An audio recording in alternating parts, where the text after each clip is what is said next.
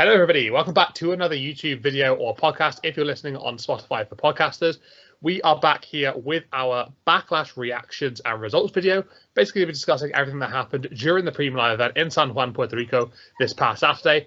And we're going to be discussing everything regarding all our thoughts, opinions, reactions to the matches, and obviously reacting to who won each particular match. So today I'm joined once again by Kurt and by Scarlett. And yeah, we're going to do things as normal, taking it through our reactions and opinions, basically going from there. So first things first, let's discuss what was our opening match of the Backlash event. And that was for the Raw Women's Championship. We had Bianca Belair, the defending champion, going up against Io Sky, 1/3 of Damage Control. Obviously, the past we've had Bayley go for Damage Control, but this time it was Io. And this was really, I think we discussed in our predictions video, a chance for Io Sky to showcase what she was really capable of on the main roster in a singles match on the big stage, big event. So that is exactly what we got during this match. This was a very entertaining watch to get the show started. Both women really had like a good showcase in this whole particular bout between the two of them. And I mean, expected winner here with Bianca Belair getting the eventual victory. But did that take away from the match itself? I didn't think it did. I thought it was a great match nonetheless. And it was a good way to open the show as well. I think it's always important to open the show well with something engaging, entertaining. And this was a perfect match to do so. It just thought, get the crowd hyped. By the way, the crowd was very, very good for this event, I must say. The Puerto Rico crowd was absolutely fantastic. And they showed it from the very, very beginning here during this match as well. But yeah, this match was entertaining. It was full of quality from start to finish. There was like a tiny little botch. I don't know if it was meant to be, but basically Io was on top of Bianca, being held up by one hand. Very good showcase of strength from Bianca. But she just fell on her face. I thought that was the only real downside to the match as such. But obviously you had the Damage Control interference at the end there, maybe sort of like, adding to the confusion between the whole Damage Control faction at the moment. Are they going to split? Who knows? But yeah, Caesar maybe being planted towards that. But yeah, I mean, Bianca would go on to get the win. It was probably the right call here. I don't think Io was quite ready to pick up the championship, but it was nice to see someone different going up against Belair. And I think now that the draft is in place, there's going to be many more different women challenging for the championship. And obviously, she does what she's going to do over on SmackDown. But yeah, I thought it was a really good match, and I enjoyed it. It was a lot of fun. And I give this one an 8 out of 10. Yeah, great showcase for Io Sky. Kurt, I'll pass it over to you, buddy. What did you think of this one then? Yeah, for this match, I kind of really enjoyed this one, and it's great starter to show, as KP said. And we all knew that Bianca Belair was going to retain to this against Io Sky, because for me, downfall of this, I wished it lasted a little bit longer and a bit more extreme, because if not, it would just felt like a Raw match or a SmackDown match. And I'm wondering who will be the next person to finally get rid of Bianca as a title, and I wonder who it will be. So I thought this match was really good, and I rate this one a 7 out of 10 over to you, Scarlett. First of all, as already mentioned, I think the crowd deserves another shout. Friday and Saturday both.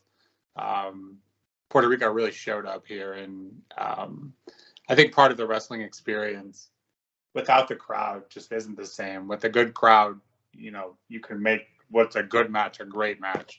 I think we need to give maybe some sort of running list of if KP gives this crowd his approval, I think the UK crowd for Clash of the Castle would be added to that list as well. But this crowd was just a ton of fun and made every match that much better. But that being said, for the actual match, this basically lived up to all the hype I had for it, which usually doesn't happen. Probably one of the best women's matches of the year so far, and maybe still by the end of it. I think the face heel dynamic was a lot of fun, and this crowd kind of turned Bianca Belair into like a John Cena type, and that she's just too much of a face, and this crowd, trying to be a little edgy, liking Io better, kind of booed. You could tell it threw her off there at the beginning, but then by the end, she was working it just like not as extreme as John Cena would, but she kind of shook it off and, continued to work her magic, and it didn't affect her in-ring ability at all, which I think is great to see, that she's now been around long enough that her getting booed didn't affect her.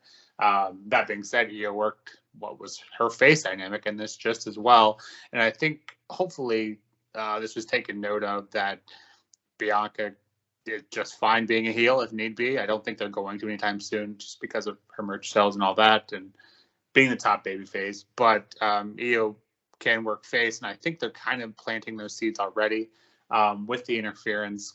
I'm typically not a big fan of the interference from the heels, but this one was different in that Io kind of had the advantage. She looked to be sitting pretty, and but then Bayley and Dakota came in and kind of cost her the match. So I think that's kind of where they're headed anyways. Maybe Bayley and Dakota stay heel and Io goes face and break up the damage control. But that being said, this was a lot of fun. The reversals, the crowd noise, the interference was executed the way it was. This is a really, really fun match. I enjoyed it, and I think the crowd got to see, the general audience of main roster got to see what he was capable of. It'd be a shame not to see a title over her at some point. So for the rating for this match, I actually gave it a 10 out of 10, which maybe I'm being too generous, but I just really enjoyed this one from start to finish. And, we had 3 on Mania, so maybe I'm giving these out too much. But yeah, this one was a 10 out of 10 for me. Back to you, KP. Thank you very much there, guys. Cheers for all of that. Okay, so yeah, that was basically the first match there, Raw Women's Championship match. We now move on to what happened afterwards, which was Seth freaking Rollins taking on Omos. And going into this one, I really wasn't hyped at all. Obviously, we've discussed in detail about how much we dislike the work of Omos in ring and just generally really for him. But yeah, Seth Rollins has the ability to put on good matches with anything. We joked about him being able to put on a match with a brick wall. And this was as close to a brick wall as it gets, I think, when it comes to someone like Omos. But to be honest with you, I thought this match was actually surprisingly better than expected. It was the right outcome with Seth winning, obviously. I just don't think Omos winning was the right call here. And thankfully, WWE thought the same thing too. But yeah, I mean, you got that one have a championship picture, which Rollins obviously going to go into following this one. Rollins winning, getting that momentum, pushing that forward, and basically going on from there, which was definitely the right call in my opinion. And yeah, once we talk about this match in like a bit more detail, Omos isn't known for putting on these good matches, but Seth managed to get something decent out of it, I thought, really. The match went in typical fashion, but obviously Omos dominating the early stages. Rollins would eventually turn it around and, he would flip the table, and hypothetically speaking there, of course. And, he'd eventually come out on top. I thought the way that they ended the match was, you could look at it was good or bad. So obviously he had to do 3 stomps in order to get the win here. And the stomp is, I thought was quite well protected in terms of like a finishing move. Obviously he hit 2 back to back, and that didn't pin Omos. I thought maybe 2 there and there would have been enough, but obviously we saw towards the latter stages Seth having to go up to that top rope, hit that stomp up from there, and that would be enough to defeat Omos. I think that was a good way of basically elevating Omos to a point where, it doesn't just take normal offense to defeat someone like him. It takes something relatively special.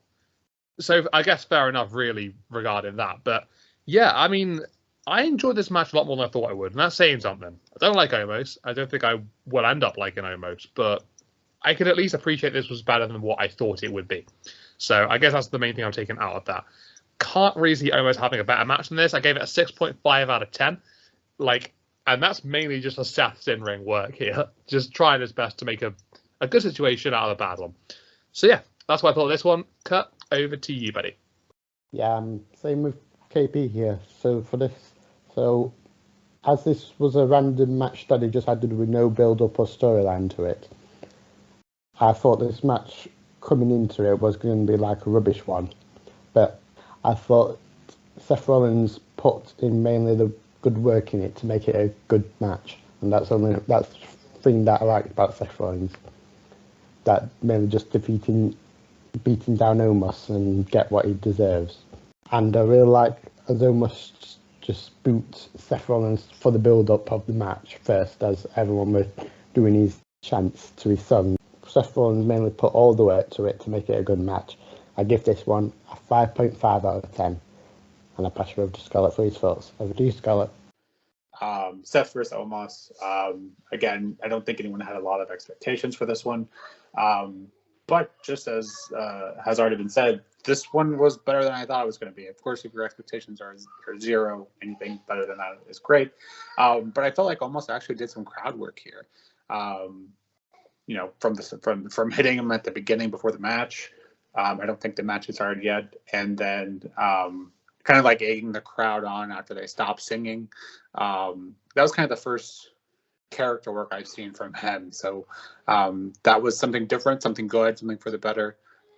Just trying to build up positives for this guy. It'll be interesting to see if he can have that same kind of crowd engagement when the crowd isn't as hot as this one was.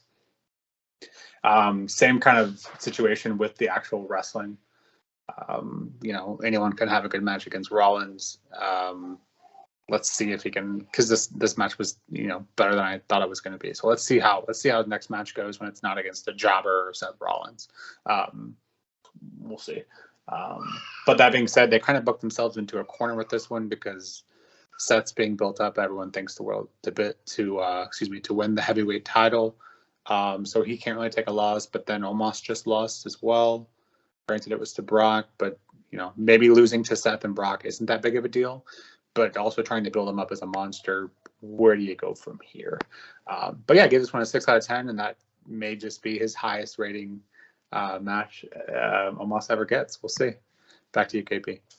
Who would have known Omos would be able to get ratings like that, right? Yeah, so, okay, I think that's probably enough speaking about Omos then. It's taking up a bit too much of our time. But, hey, kudos to Rollins, right? So let's move on now to what followed this match. And match number 3 of the night was for the United States Championship. It was a triple threat match. You had the defending champion Austin Theory taking on the challengers Bronson Reed and Bobby Lashley. And yeah, I mean, to be fair, I was really enjoying this match when it was starting to get going, and it was a lot of fun to watch. My only gripe with this one, really, well, sort of like my main gripe, is that it wasn't actually as long as I thought it could have been. Like I found that. Obviously, you win a match, you start to get into it and you start to enjoy it, and then obviously, it builds up then into whatever it becomes. I felt like it started to build up and then it just ended. Like, I don't know, maybe I'm missing something here, or maybe I'm forgetting something, but from my experience at the time when I was watching it, I thought, you know what, that could have been like a solid 5 minutes or so longer, maybe even a bit more than that. But yeah, I thought it was maybe a bit too short of a match. But in terms of what we actually got to witness, I thought it was quite fun. It wasn't a surprising result as such. I expected Theory to get the win here. Still the United States champion. Obviously, he's taken that over to SmackDown now. So fair enough. No shocks there. But yeah, the match was actually pretty good. It was intense. It was quite hard hitting, throughout and stuff. Some nice spots during the match as well. But I was just left wanting a bit more. And I think that we could have had a little bit of a longer bout between these three. But hey, it was fun to watch. I thought it was good. I gave this one a 7 out of 10.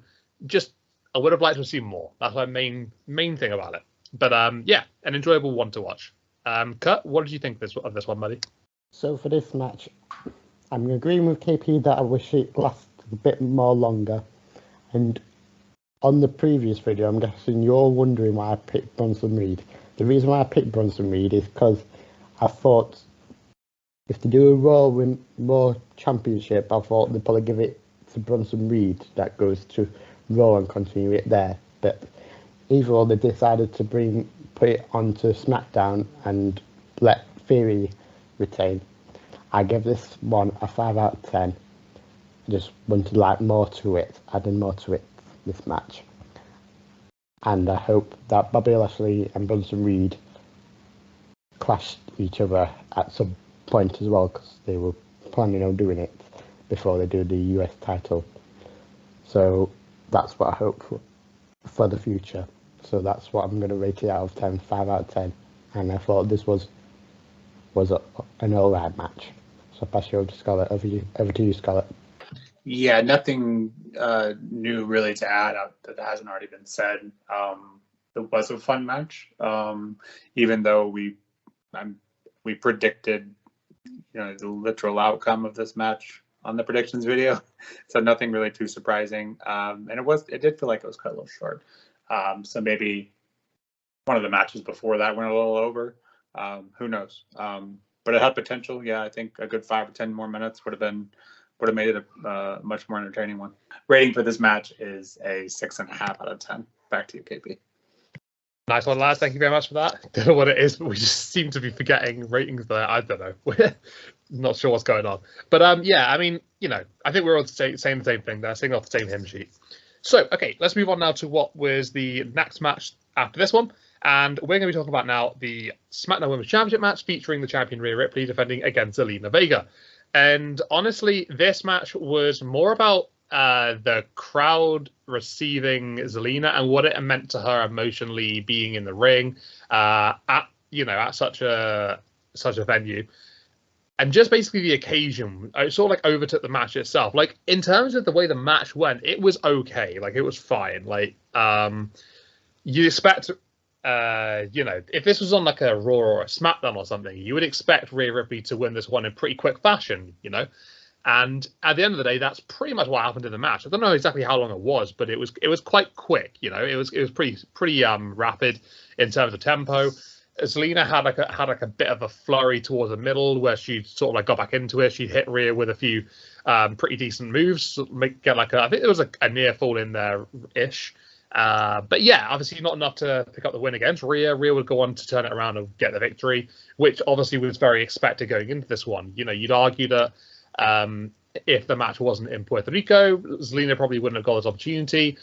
But I mean, to be fair, I think Zelina put on a pretty decent performance for being in the main stage, considering she hasn't had many of these opportunities. She had a couple of matches against Asuka a number of years ago, back in the pandemic.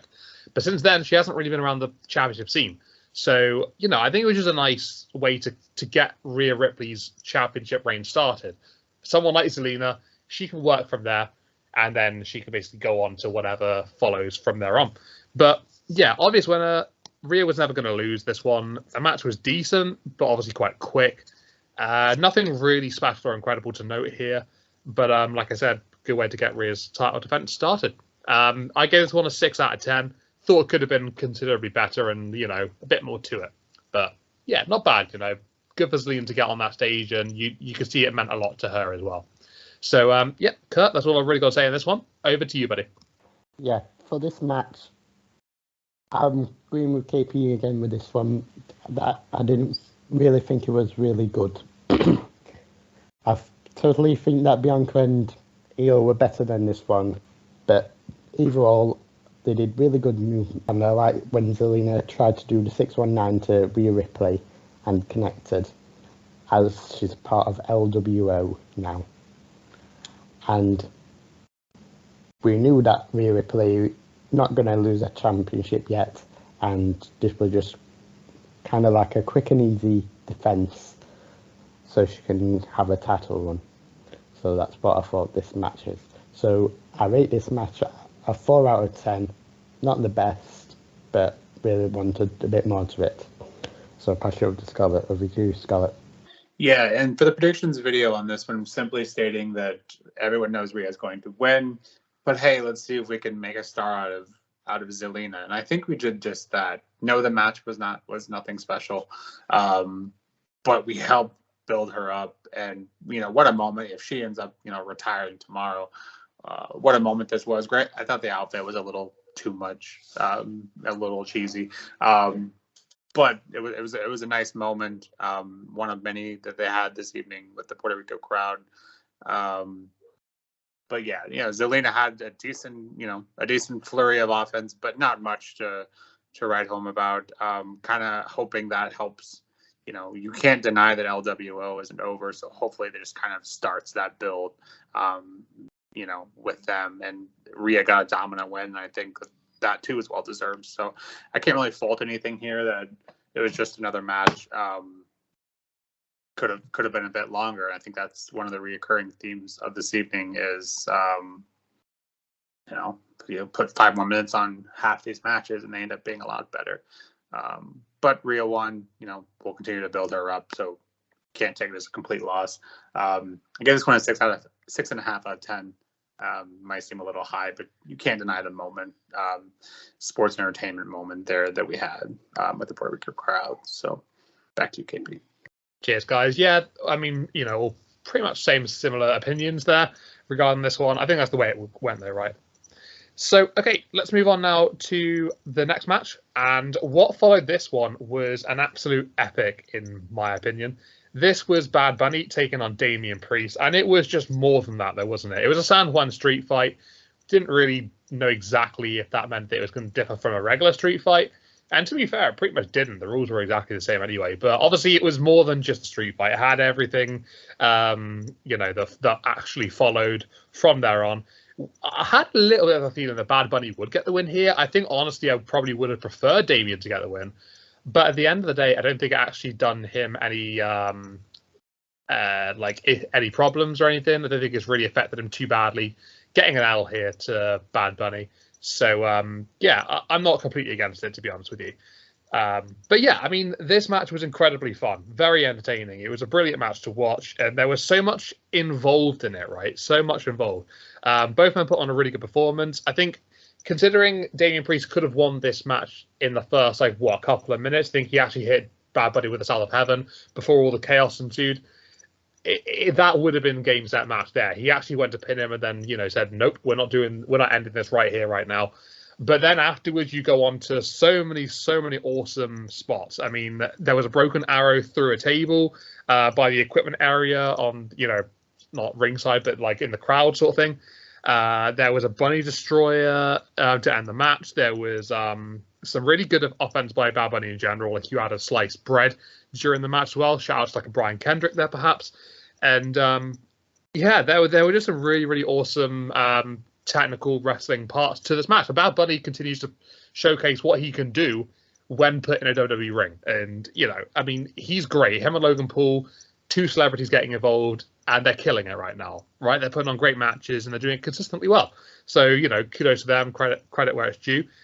But that obviously, that's just part of the match I've discussed so far. Then you had the likes of Carlito coming back and interfering. I mean, that was freaking nuts, right? How good was that? I mean, the guy looked absolutely jacked, and we saw him, I don't know how long ago it was now. It's a while ago, I think. But we saw him in the past couple of years, and he's in great shape, right? I mean, would we be against seeing Carlito in like a more permanent role in the WWE? I mean, I'd be happy with it. The guy looks like he's in top physical shape, but maybe there's something stopping him from really being able to commit there. I don't know. But either way, it was a great pop. The crowd loved it, and yeah, it was nice to see him back in there and playing his part of the match. Obviously, you had the Judgment Day being involved at that point as well, Rey Mysterio, and then you'd have, who was also seen backstage prior in the evening, a little bit of Sadio Vega would get involved, and he would play his part during the whole altercation, interaction out on the ringside, on the stage, the ramp area. Yeah, it was fantastic. What a match. What a feeling that, everybody that was loving Puerto Rico could experience at the time. It was a really feel-good match for everybody involved. And this should have been the main event, right? Why wasn't it? At this point, when you consider everything that happened during the match and the way it all ended, it was a feel-good moment with Bad Bunny getting the win. This should have been the ending of the show. I just don't see why they went in the direction they did. Yeah, it baffles me. It really, really does. But we'll talk about what actually main evented later on. I'm not going to go into that too much detail right now. But yeah, it 100% delivered.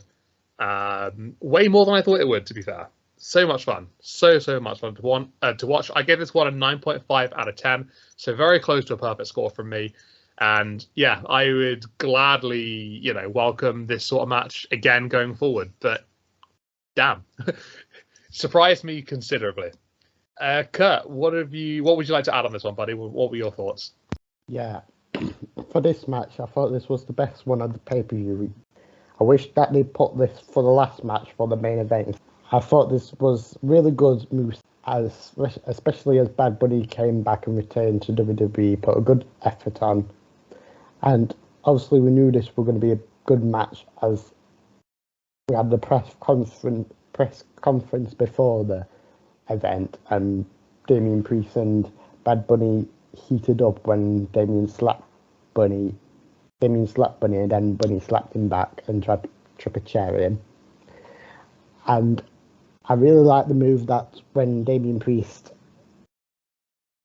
slammed Bad Bunny through the table, and all the referees and stuff came out and thought he was injured, but he stood up and continued with the match. And I really loved that Carlito returned to help Bad Bunny defeat Damien Priest, because Finn Balor and Dominic Mysterio tried to attack Bad Bunny, and then I really loved when they all came down to the ring and made a dead end for Finn and Dominic, and the rest of the LWO came down as well to attack them both.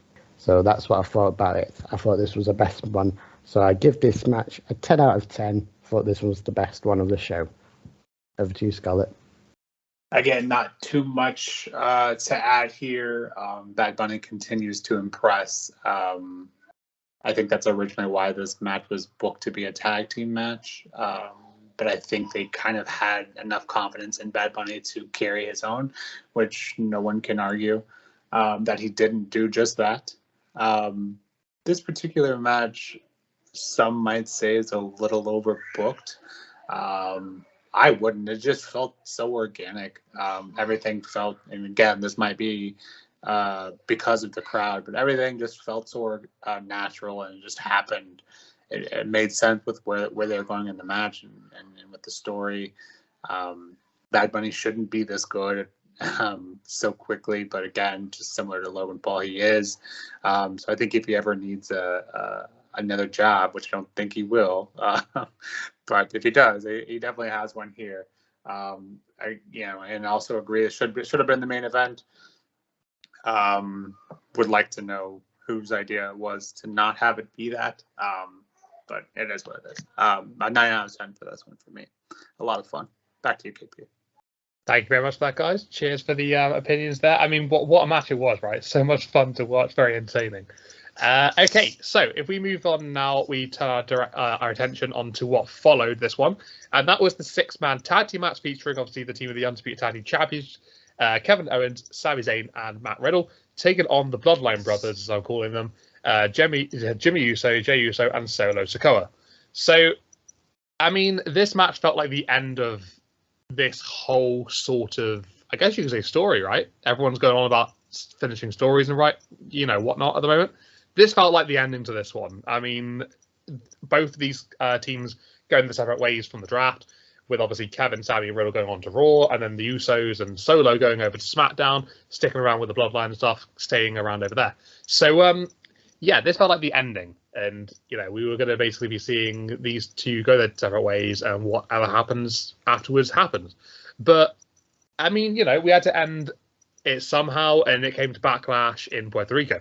This match was all right, to be fair. It was quite fun. It was quite good. I was a little surprised by the outcome. I thought maybe the tag team champions getting the win and sending off, from there would have been good. And then obviously if you had the Usos and Solo losing, just sort of like stirring the pot a bit, mixing things up, and adding to the cracks that are slowly forming in the Bloodline. I thought that would have possibly been the way I booked it. But on the other hand, I can also see the other side of it. You have their winning, sort of prolongs it a little bit. Maybe Roman changes his mind and, keeps it going a little bit longer for the time being. And then maybe down the line, then we get, maybe the next mistake, then things go south for the Bloodline. Then they sort of split up and go from there. But obviously, that's hypothetically speaking. Talk about that another time going forward. This match was good either way, though. It was a good watch. Had me interested throughout for sure. Obviously, being a massive Sami Zayn and Kevin Owens fan. I mean, it was enough for me to see at a premium live event, to be fair. Sami and Kevin continue to have the Usos number in the match, I thought, with Riddle being the one to eat the pin in this one. Didn't really make the tag champions look weak in the slightest. Riddle just sort of got placed into this one because obviously the history was Solo, and it was a chance to get all 6 men available on the premium live event. So I get that. I get why they did it. The match had some nice touches, I thought. Jimmy super kicking Jay by accident, miscommunication between Solo and Jay with the tags and stuff, and Solo almost somehow spiking Jay in the match. It definitely shows that the Bloodline are starting to, get a little bit out of sync with each other. Lack of chemistry, maybe, whatever you want to call it.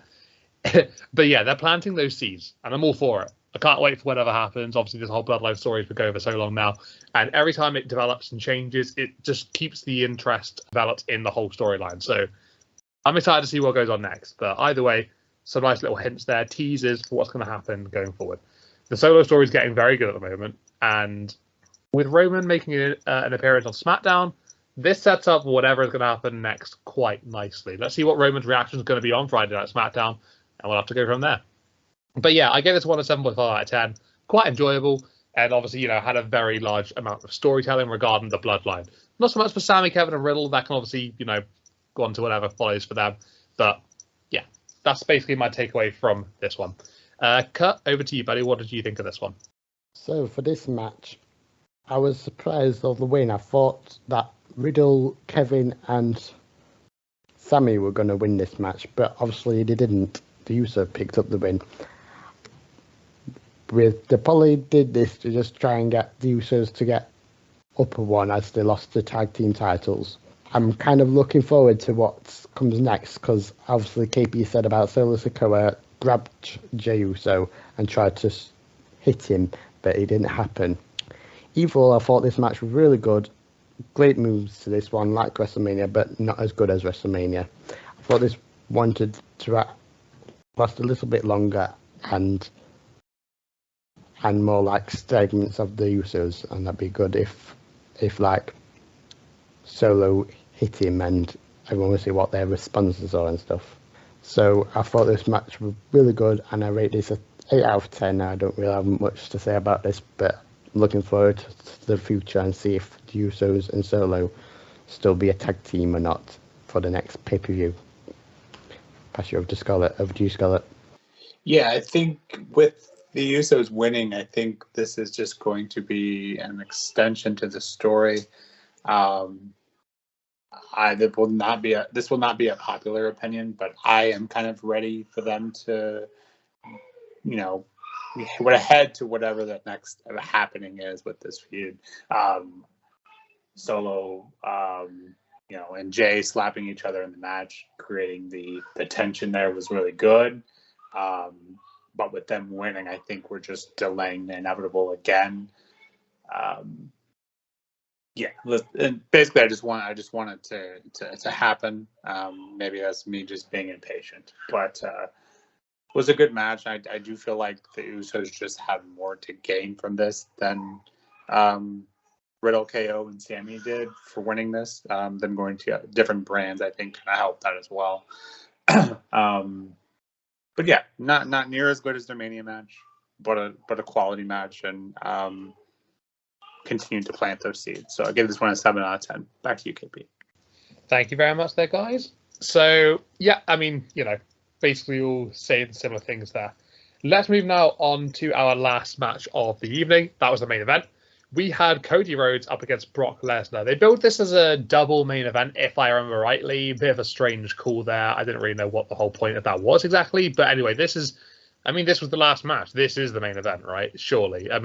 This whole double thing, it irked me a little bit, but either way. Anyway, Cody against Lesnar. Bit of a build-up in this one, basically being that Brock would attack Cody after WrestleMania. Honestly, it was fine. The match itself, it wasn't anything special or anything. It was a typical Brock Lesnar match. I'm not surprised about the win. I thought Cody had to win this one to get some momentum rolling. Obviously, after that loss at WrestleMania against Roman, he needs to bounce back with a big win. And I thought this was a good, chance to get that particular instance achieved. The match was, like I said, standard Lesnar match. Yeah, I'm not going to sit here and try and defend this match as much as I can. Yeah, sure, there was blood. Oh, okay. Okay, that's kind of cool to see. But that doesn't make the match instantly a lot better than what it was, perhaps. So, I don't know. I just don't have much really to sort of say in terms of a positive aspect of this. Really, I just don't. Aggressive start by Cody. Which was a nice touch. Obviously, bringing it to Lesnar, and he had to do that, really. Lesnar dominated for a large part of it. Cody would come back and get the Brock shoulders down during the Kimura lock. Strange finish to the match, I thought, but an even stranger call to make this the main event. It just didn't send the fans home as happy as I think Bad Bunny and Damian Priest would have done. Really, that San Juan street fight was nuts, and this wasn't. This was all right. This was okay. But yeah, I mean, I give this one a 5.5 out of 10. Nothing special, but I've seen worse, I guess. Yeah, that's all I got to say regarding this one. Good win for Cody, I suppose. Cut, what did you make of this one, buddy? For this match, I thought this was kind of just like a Cody kind of win and showing everyone that Cody can do his finishing moves and stuff. And I like when they added the scene in, put the blood scene back in when they showed that Brock were all bleeded and all bruised and stuff. This obviously is going to continue for the next pay-per-view, and I wonder who actually wins on the next pay-per-view when it happens. And I hope that Cody will win again, but with a better finisher and actually do the pin this time. That's what I think will happen. So I rate this match at 8 out of 10. I didn't really think this should be a main event. I thought the Bad Bunny and Damian Priest should be the main event. So that's what I'm going to give it. So pass over to Scarlett. Over to you, Scarlett. Yeah, so my biggest complaint about this match was the time. And I guess that's typical for Lesnar matches. But the timing, and I would say more so than the timing, is the way it ended. Brock getting beat on a roll up is very uncharacteristic for him in general, but especially for the main event. And as already mentioned, I think the street fight would have been better served. But I actually did quite enjoy this match. I think you can really tell Brock when he's trying and when he's not, and I felt like he put an extra effort in this one for Cody. His selling was better in this match than I feel like in most. And then the blood, sure, added one more piece to kind of help sell Cody, but I think, I'm just not sure Brock losing was the right decision. I think with the way they ended it, I think that's how they'll continue it, obviously. But it felt kind of cheap to me. I think Brock beating Cody here kind of helps further sell the hard time story. Again, as mentioned on the predictions video, him losing to one of the most historic reigns in WWE history and having a bunch of interference from Roman to do that. That just doesn't feel like a hard time storyline. So we'll see where they go with this. But I actually did enjoy this match, and especially for a Brock match, which I typically do not. But I actually gave this one an 8 out of 10. Just wish the ending was something different. But back to you, KP. Okay. Interesting thoughts regarding that. Then I guess we differ a little bit, I suppose. But either way, I think the sooner this one ends, I'm happy. Get Cody back into something a bit better, and whatever the hell happens to Brock, I don't care. But hey, let's talk about this show as a general then, right? So everything that happened throughout the evening, let's take that into consideration here. So I mean, considering the card looked pretty mid, I would say going into it, I thought the event was actually a lot more entertaining than I thought it would have been. To be honest with you, it was quite a fun watch from start to finish for the most part. The highlights obviously being the San Juan street fight, Io versus Bianca in terms of match quality and enjoyment as well. Results wise, wasn't really much to criticize here at all, in my opinion, to be honest with you. I thought they pretty much nailed on all the winners. A couple of matches perhaps could have been a bit longer, and a couple of them could have been a little bit better in general. But I feel like we'll continue to sort of like say this type of thing with each event. So standard criticism there, I suppose. Really, main event decision was a little bit odd in my opinion. Perhaps incorrect for myself. Street fight was the better choice. But overall, though, Backlash was a lot more enjoyable than I thought it would be. I gave it a 7 out of 10 as a whole show. And yeah, I liked it, to be honest with you. I quite enjoyed it. It was a good watch. Kurt, what are your general thoughts then, buddy? What did you think overall? Yeah, I thought this show was actually all right. Apart from some matches need like more time and more like moves and different kind of like plans. So rate this full show out an 8 out of 10. So pass you over to Scarlett. Yeah, considering the match card and the way it looked before, as already mentioned, I think this far exceeded expectations. Just in the middle of you two, I gave this one a 7.5 total. Again, I don't think that's near as high without this crowd. I can't say enough about how fun this crowd was. Right up there with the UK crowd at Clash of the Castle. I think, need to have a running list of these crowds because they need to be visited again, and sooner rather than later, I hope. Already have the next show for the UK, but I think Puerto Rico needs to be on that visit at least once a year. It's been far too long. But yeah, pretty fun show, and definitely better than I think a lot of us thought it would be. Back to you, KP. Nice one there, guys. Thank you very much. I think if the crowds are being compared to that of the UK crowd, I think we did a pretty good job over at Clash. So yeah, can't complain too much there. But yeah, these guys were utterly unreal. The crowd in San Juan were phenomenal all evening, and they deserve their flowers for just the enthusiasm and general sort of like vibe they gave the whole show. I mean, counting each four in uno dos tres, I just really liked that. I don't know why, but it just made me smile, sort of thing. And then like I was getting into it as the night was going on. Yeah, it was great. I really like the difference there. But hey, thank you very much, guys, for joining me today and discussing everything regarding Backlash. It was a pretty decent event overall. I think we can all basically agree that we're pretty much similar with our results there and our overall rankings. We'll be back again next time for our Night of Champions predictions. That's coming up in a couple of weeks' time over in Saudi Arabia. And yeah, we'll be back with that one. Hopefully some big things happen. World Heavyweight Championship tournament culminating at that event. So there'll be some big things to talk about for sure, 100%. Thank you everybody for tuning in as well. This has been another KP Plays YouTube video and Spotify for Podcasters podcast with me, KP, because that would be me, and with Kurt and Scarlett because that would be them. Cheers, guys. We'll see you next time.